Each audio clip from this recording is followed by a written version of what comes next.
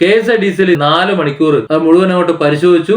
വളരെ വിലപ്പെട്ട കുറച്ച് രേഖകൾ കൊണ്ടുപോയി. എന്താ നമ്മൾ മനസ്സിലാക്കേണ്ടത്? ഒരു പൊതുമേഖലാ സ്ഥാപനമായ KSIDCയിൽ ഈ SFIO അന്വേഷണത്തിന് വന്നിട്ടുണ്ടെന്നുണ്ടെങ്കിൽ CMRL കഴിഞ്ഞ ദിവസം 2 ദിവസം തുടർച്ചയായി അവിടെ റെയ്ഡ് നടത്തി രേഖകൾ പിടിച്ചെടുത്തിട്ടുണ്ടെങ്കിൽ, ഈ KSIDCയിൽ നിന്നും കുറച്ച് രേഖകൾ കൊണ്ടുപോയിട്ടുണ്ടെങ്കിൽ, ഇനി അടുത്തത് എവിടെ വരിക?